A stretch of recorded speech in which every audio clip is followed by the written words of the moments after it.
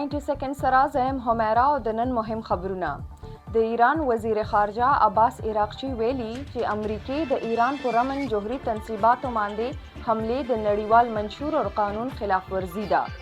د امریکای د دې حملو د وروسته ایران په میزایلونو او ډرون سره په اسرائیل حمله وکړي کم کې چې شپږ اتیا اسرائیلیان زخمی شو. د ایران په جوهري تنصیباتو د امریکای حملو په اړه پاکستان رد عمل داده چې د ترجمان دفتر خارجه ویلي د امریکای حمله د اسرائیل حملو تسلسل دی کم چې په سیمه کې د تاو تریخوالي زیاتېدو په اړه اندېښنه لري او دا حمله د نړیوالو قوانینو خلاف ورزي ده.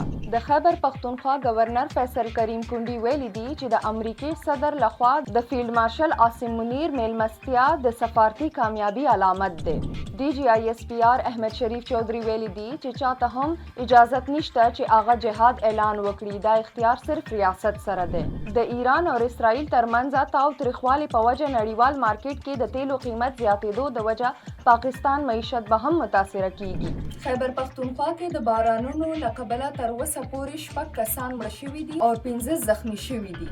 دا و تر دې دمه مهم خبرونه. د نورو خبرونو معلومات دپاره سنو پختونخوا سره اوسئ.